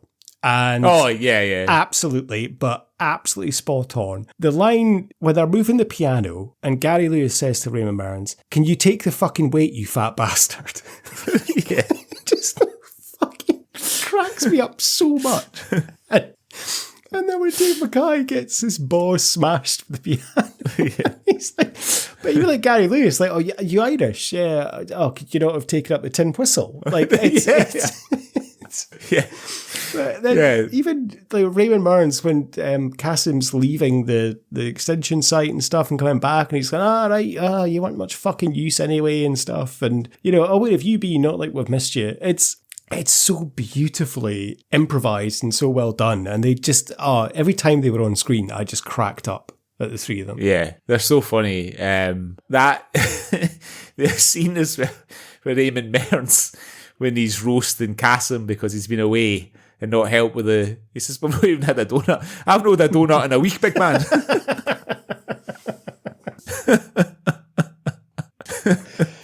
it's just so naturally done, and wonderful kind of comic relief in terms of like a film that is quite heavy in a lot of parts. I think it's good. I wanted to see more of the younger sister, Tahara, though, because I really liked her as a character. She was really, really good. Brilliant. And I'm kind of torn of, was there just enough of her, or I wanted to see more, so I guess it's a good sign that there was probably just enough, because and she was obviously on Casim and Roisin's side. As they, you know, she took my phone and I was trying to call you. She very forward thinking, and despite the fact she's a Rangers fan, I really like that character. And little lines like when she goes to the club and Casim's like, you know, and she says to her, her teacher's there, and she says to her teacher, like, I bet you didn't have to climb out the window. And so well done, but such a strong female character, and I thought it was really beautiful to see that in this film, because the kind of polar opposites of her sister, who is done what the family want. She went to uni, she studied the degree they wanted to, she's marrying the man they want to, she's going to settle down. Whereas the younger sister is like, nah, fuck this. I'm going to go out clubbing. I'm going to wear a Rangers top. I am going to go to Edinburgh and study journalism. Yeah, fuck it. Well, she wants to leave home and go to Edinburgh uni because they're saying to her, well, you could commute. And she said, but I'm going to miss out on so much. Yeah. You know, she wants to go and she wants to go and live away from home and, you know, and just have an experience. You know what I mean? That's her. I really, you know, like in her little speech that she makes at the start in front of the class, and the fact that she won't be intimidated, like when the kids spit on the windscreen of Casim's car, and she's like out the car and she's after them, and they're fucking scared of her. You know, they're running away from her. You know, and then there's that great bit of shithousery when the teacher is going. The teacher kind of loses them on the stairs, and he's like, "Which way did they go?" And the kids send them up the wrong stairs. You know? Here's another thing that I noticed. So, pelvic, butterfly, and dolphin tattoos. Quite 90s and early 2000s, right? My sister has a pelvic dolphin tattoo. So I've been out with two girls, both Scottish, both had dolphin tattoos on their pelvises. Been out with my sister. I've not been out with your sister, no. Yeah, that is, it was, I guess, that trend at that time. Like, tattoos have a lot of trends like that. Yeah. And then Chinese symbols, tribal armbands, like, God, Don't get tattoos just because they're trendy, folks. Although, that does lead me to my next point of topic. Do you want to discuss the butterfly and dolphin tattoos more? I was just going to roast a mutual friend for his Chinese symbols that he has in his pelvis that he thinks says one thing and I'm sure says something entirely different. Yeah, I wonder what they actually say. I don't know. Does he know? I can't remember what he says. He reckons he does. He did say when he was here the other week what they meant, but it probably says like fucking tuna roll or something like that. You know? Yeah, probably. Yeah, he probably thinks it says like Paul Oakenfold or something like that. So, Japanese. Is this the first thing we've covered in, what is this, episode 127, where we can say we have both been in a bar featured in the episode at the same time? No? I mean, it sounds like it. Which bar is it? So, the bar so it's just after Roisin and Casim have kind of split up. And then there's a scene where he's in the bar upstairs and he sees her. We've been in that bar. What is the bar? What is it? I don't know. I can't remember the name of it. It's in Glasgow, obviously. But we have been in that bar because I recognised it as soon as the scene started. I was like, I think I've been in that bar. And then I saw the chairs. The chairs have a barcode kind of etched into the back of the chairs. Right. And I've got a barcode tattoo. And I remember being in that bar with you, our mutual friend, and I am 99% sure your dad. on a trip to Glasgow. Yeah, and I can't remember what it's called, but I know exactly where it is. It's on Menfield Street. It's on the hill on Menfield Street, and my friend Stephen Coulter came and met us there as well. Yes, that's right. I can't remember what it's called. I still think it's called what it was called then, but that's where we all met. But then that must have been around about... It was 2004. So 2003 it was filmed. It must have been around about that time. But is that not the bar we have the photo of? I think it's the four of us kind of standing with my dad. Yeah, I think that photo was taken in that bar. Yeah. I think it probably was. Yeah. Because that night we met in there. We ended up in the 80s bar across the road for one. So remember, there was a male stripper on, remember? And then we ended up in, we went to Canvas in the Merchant City. I can date that exactly then. That would have been... 2003, I think it was. No, I could tell you why I know this. It would have been the end of 2001, right? Can't have been, because I didn't move to Glasgow until 2002. Well, maybe it was early 2002. The only reason I know this, I know this for a fact because I remember because we ended up in, you just mentioned a bar. We ended up in a bar that Canvas. was like a kind of poshish bar. Yeah, right? Had different rooms and stuff. And I was chatting to two slightly older ladies. Yeah, because photographs of those slightly older ladies. Yes, we do. And I was asking them because I had just left my uni work placement in Norwich Union, and I'd been paid an extra month. And they'd phoned me saying they needed the money back. And she was a solicitor. And I was like, where do I stand? Do I have to give the money back? And she was like, yeah, I think you do, actually. I never did. So it must have been around about that time. I must have still been at uni. So I finished, I would have been in fourth year at uni, which was 2001, 2002. So it must have been around about that time. Yeah, it would have been, because I think it was the first time you guys came down to visit me after I moved there, because the the Friday night, we went to the Shed, and then the Saturday we were out in town. We did a bit of shopping. We went to the lab. Went out Saturday night, and then Sunday I came back up to Aberdeen with you guys on the train. So yeah, we have been to that bar, Greg. 100%. Yeah. So it was nice to see it. As soon as I saw it, I was like, oh my God, I've got something to discuss here. And that gives away my Bobby the Barman Award later on as well. Yeah, I think, me too, actually.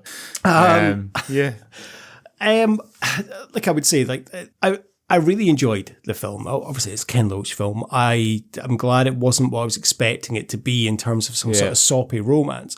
I think it's a good reminder as well that kind of racial and cultural difference in Scotland, it's still so far from dying out with the older generations, but I think it showed the younger generations are a bit more kind of, okay, things are okay, but in some communities it's still strong and fierce as well. And I think it did show a nice kind of development in a way of understanding. Well, I don't know. I mean, I was listening to a podcast this week, and John Robbins, who I really, really like, has got a podcast called How Do You Cope? And he's well worth a listen, and we're not getting paid for recommending this, but he interviewed Alistair Campbell, who was Tony Blair's kind of spin doctor, I guess, during New Labour, when Labour were in power. And he's had a lot of sort of mental health struggles in his life. But John Robbins asked him a question towards the end of the interview, and he said, if there was one thing I think about when I think back to the mid to late 90s and early 2000s when,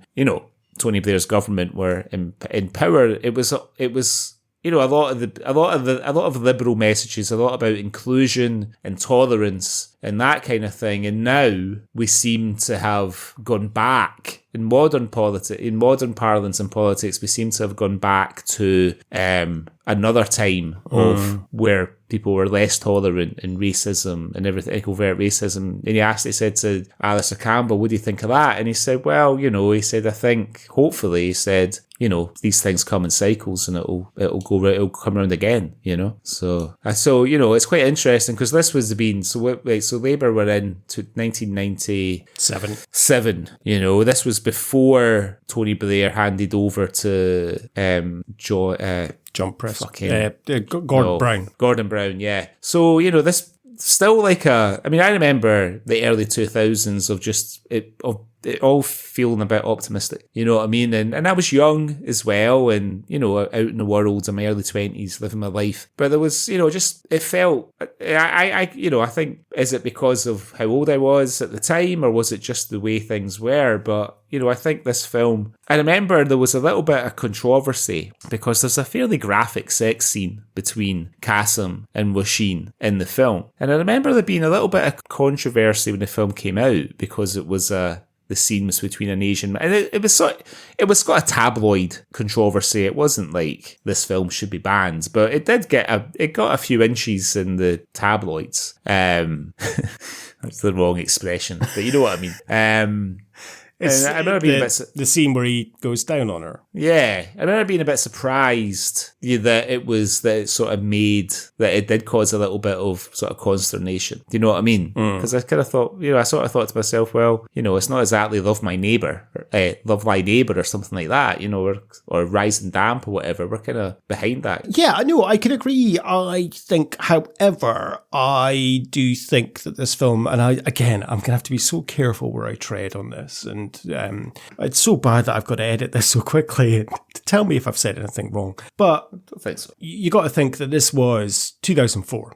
This is a couple of, 3 years after 9/11. So there was still, I think, in the UK, a lot of ill feeling about maybe potentially in certain pockets of the community. In certain pockets, yes. But I think also that those, because like if you go like on Twitter, like these days, like on like, or X as it's called, like the discourse is like incredibly right wing. Like when it's not hardcore pornography, it is like really strong right wing opinion. And I just think, well, is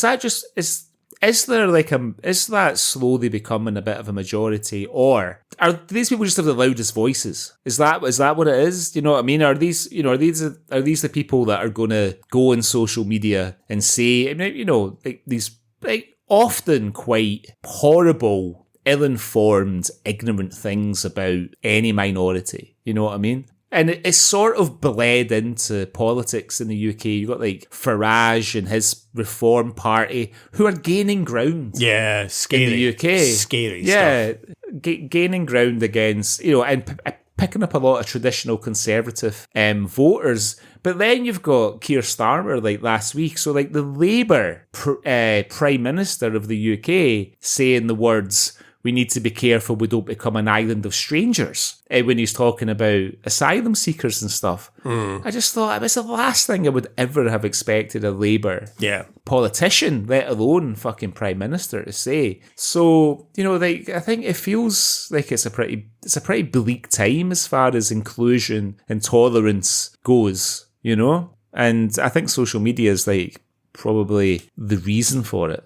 You know, and the lack of censorship in social media. Yeah, especially X. It's been a very, very long time since I've been on there because I've heard that it's just a cesspit of stuff. And part of me is like, you know what? Maybe that's good. Maybe they've got somewhere to go that they can vent and no one else has to read it, because I don't. But people do read it and they're influenced by it. You know what I mean? This is a thing. Yeah, that's a worrying thing as well. Yeah, you're right. You know, they're, and the thing is, it tends to be, you know, I hate to say it, but people of like my mother's generation, and my late father was guilty of this as well, being like really influenced by just like stuff he'd read that he would just take as being, well, it must be true, because, you know, I guess he came from a generation where if you read something in the newspaper, you didn't question it. You know what I mean? If you heard something on the news, on the radio, or on the television, why would you question it, right? Because you would never think for a second that somebody would be trying to like push an agenda. Do you know what I mean? Yeah.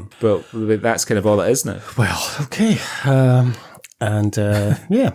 That concludes the rest is politics corner of the Culture Swally. I tell you what, you get fucking value in this podcast. We talk about baseball, we talk about people wanking in public, we talk about politics. You know, everything.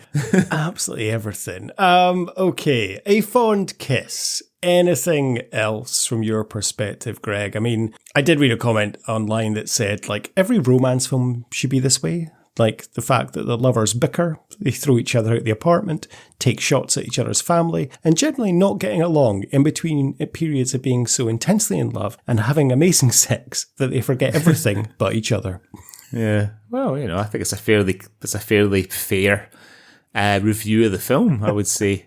It did, like, one scene that was quite evocative was just the kind of few minutes where we just sort of see them on holiday together. Like when they're, it was quite evocative of, when you're in the early days of a relationship and you go away together somewhere, and you know what I mean? And it's just so fun, right? It's impromptu sex and just like splashing in the sea and all that sort of stuff. Like it felt like really authentic, that scene, those scenes before it all comes crumbling down. Yeah. Intensely emotional exchange. But just those first kind of few moments of them just having a nice time on holiday together. You know what I mean? Like sitting, having a meal and talking and having a laugh and all that kind of stuff. Yeah, that's very true, actually. Yeah, I agree with you on that. It did feel that kind of way, yeah. Yeah. Nice. But anyway, I sense that the end is in sight and it's time to put Aphon Kiss through our coveted Swally Awards. I always ask you what's first, Greg. I know it's always Bobby the Barman. We've already discussed it. It's the bar that we've been in. Yeah, for sure. Absolutely. Yeah, look, I'm sure that the club playing the Bangra music is a laugh, but, it's not fancy that. No. Too loud. Yeah. For me. Just too loud. We're too old for that stuff, Greg. Too old. Yeah, exactly. Okay, the next award then. Is the patron saint of the Culture Swally, James Cosmo Award for being in everything Scottish. So 4 clear contenders here. 4? Oh yeah, of course. 4 clear contenders. You're right. Oh, fuck. I think I'd already written Gary Lewis and Dave Mackay down before Gerard Kelly even appeared on screen. And of course, Raymond Mearns. I've got Lewis and Mackay down, so I'm sticking with them. Yeah. What about you? That's fair. I mean, I put Kelly in. I almost put Kelly in 2 categories because that brief performance is so good. You know what I mean? It's so good. And the thing is, as well, in the events leading up to that moment, it's all been a little bit intense and a bit, is it going to work out between them? Is it not? Blah, blah, blah. And you sort of need... You kind of feel like you're in capable hands for those few minutes. Yeah. Although it's a very serious scene. But he plays it so intuitively, and he's coming from a place of real familiarity, it feels, with that world. Whether he grew up in that environment or whether he grew up adjacent to it, he obviously understands it really well. And I thought he's absolutely brilliant. It just kind of breaks my heart every time I see him on screen because I miss him so much. He was, it was just an absolute gold. So good. Such a great actor. Okay, next award then is the Jake McQuillan Your Teazout Award. It's Piano to the Boss. I don't know what else it could be. Literally got written down, Dave Mackay getting a piano to the boss. So yes, it has to be. Yeah. Clear winner. Next award then is the Francis Begbie Award for gratuitous swearing. So I had 2 here. I had the one that you mentioned already. Take the fucking weight, you useless fat bastard. Which made me laugh. But I also had, because you don't really hear this expression that much these days, but big fuck off nightclub. People don't say big fuck off about big things anymore, do they? That's true, yeah. I haven't heard that in a while. You're right. When did that die out? It's big fuck off pizza big fuck or off. Something, yeah. Yeah, there might be a big fuck off thread about it on Reddit. There maybe is. Yeah, when did that die out? Fuck. Yeah, I had 2 as well. It is the take the fucking weight, use this fat bastard. And it's so good. I mean, that's coming from a place of truth. With Gary Lewis, you know what I mean? He's obviously moved a few heavy weights in his time up a close stairs. But I thought the best use that I loved is I have to give it to Roisin for the 11 words. Here's another 2 for you. Fuck off. Yeah, exactly. Delivered with such venom as well. Beautiful, beautiful use of swearing. Yeah. Next then, there's a Ewan McGregor Award for gratuitous nudity, but a couple of sexy scenes, one in particular. Is the oral sex scene between Casim and Roisin. And then they have a little weird kind of wrestling sex scene as well, where they're kind of rolling and mounting each other. But yes, let's just move on and say that's what we're going to choose. Eva gets her birth thistles out for all. Next then, archetypal Scottish moment. What did you go for this? Well, I was tempted to write casual racism, but then I remembered where I came from, and I've gone for Burns' song in Assembly. Yeah, that is what I put. I was tempted to just put any scene involving Gary, Dave and Raymond because it just seems so Scottish. Like, and I was like, can I put that? So yeah, I put a Burns song. And of course, the title of the film, A Fond Kiss. So yeah, exactly. It has to be a Burns song. I mean, tradesmen mercilessly roasting each other. It's, pretty Scottish. Or two tradesmen picking on one tradesman. It's just even better when like Casim's away on his phone and you just hear Raymond Burns in the background go, where the fuck are you going? You've been fucking useless anyway. I know. I've known a donut in a week, big man. And then our last award then is our Sean Connery Award. For who wins the movie. What did you go for? Like, I think we're on the same page here. I wanted to give it to Gerard Kelly because he just absolutely steals the film for me. And he's in it, as you say, it's less than 5 minutes. Yeah. If I think about this film, I will think about Gary Lewis, Dave Mackay, Raymond Burns, and Gerard Kelly. And maybe the scene where Casim's going down on Roisin. However, you have to give it to Eva Birthistle. Like, she delivers a great performance. She's in most of the film. She is brilliant. And some of the raw, as I said earlier, some of the raw emotions, some of the lines she delivers, the way she portrays the character, the despair, the love.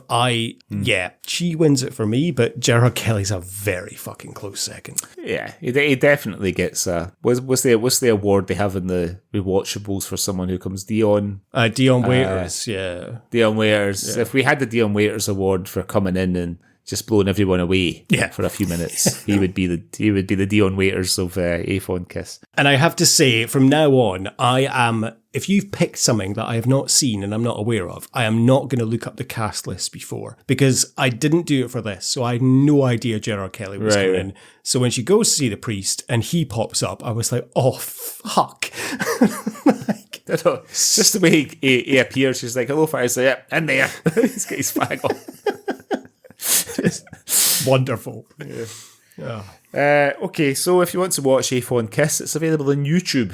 It will take 1 hour and 40 of your Earth minutes to watch. Well worth a watch. Very, very interesting film, and a lot to enjoy. I would say of like Ken Loach's sort of Scottish films, did I enjoy it as much as The Angels Share or Sweet 16 or My Name is Joe? Probably not, but I still really enjoyed it. So it's definitely worth having a watch. It's probably if you're introducing someone to Ken Loach's Scottish films and you want to ease them in, Angels Share is probably the easiest one. Yeah. Then you would go with A Fond Kiss. Then, it's tough. The next two, like both absolutely incredible films, but what do you expose them to first? My Name is Joe or Sweet 16? Like, how badly do you want to scar them?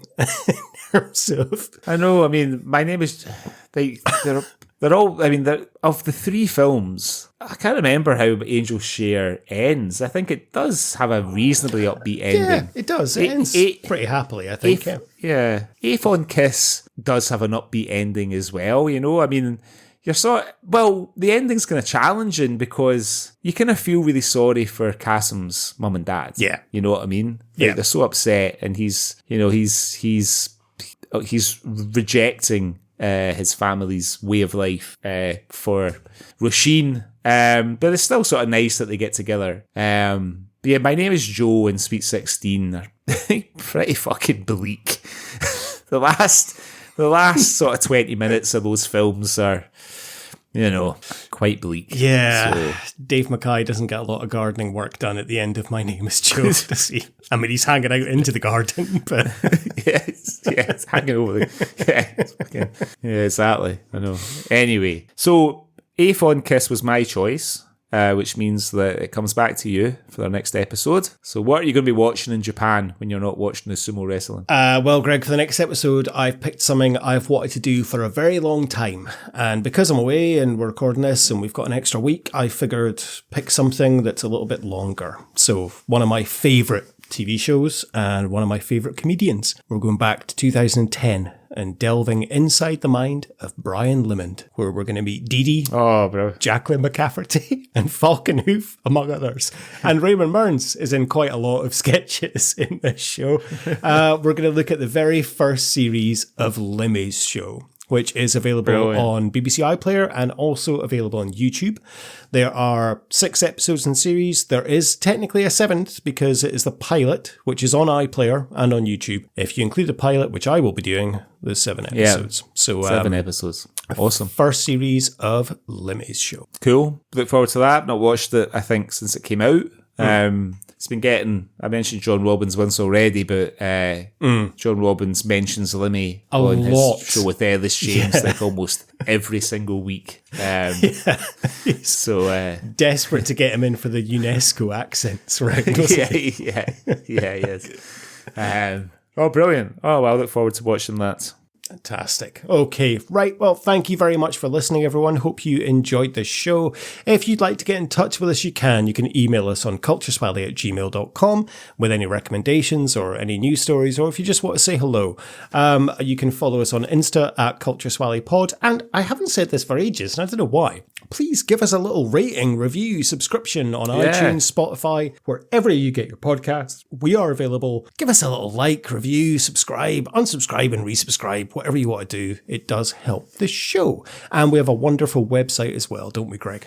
We do. You can find us at cultureswally.com, where you can find links to other episodes and bits and bobs about Scottish media. So come and check us out there. And remember, we do this for fuck all. We do this just for the love of it. And think of all the content we give you every 2 weeks. We lose money doing this podcast. We do. Actually, this is a loss-making enterprise. Greg pays for the website, I pay for the hosting, and then we sometimes have to buy the films that I don't. What we're reviewing. We lose money on this. Give us a wee like and subscribe. Get us some advertisers. What you can do is give us a like, you fucking ungrateful bastards. Right. I'm only joking. Yeah, I appreciate you all. Of course. Right, Greg, up to anything exciting this weekend? No, just, I guess, having a bit of a clear out and readiness for moving at some point in the next 5 or 6 weeks. But no, nothing exciting this weekend. You're getting ready for your Japan adventure. So. Yeah, just going to be, I'm going to be spending this weekend editing this episode and packing for Japan. So, but that'll pretty much be my weekend. Right, well, I will see you on the next episode. And until then, I will say sayonara. Sayonara. And enjoy your time in the land of the rising sun. Thanks, man. I'm going to... Or remind me of the Sean Connery and Wesley Snipes not wearing trousers. Yeah. He kept his slippers on instead of shoes. Brilliant. Right. Okay. Until next time. Come on. You take the fucking weight, you fat bastard. I can't eat Danny, man. Fucking deep from home. Hold on. I can't feel it. Turning into an octopus. It's on my fingers, Danny. Right. I don't know, man. Lindsay. You useless fucking bastard, Roy. Calm down, Danny. Right.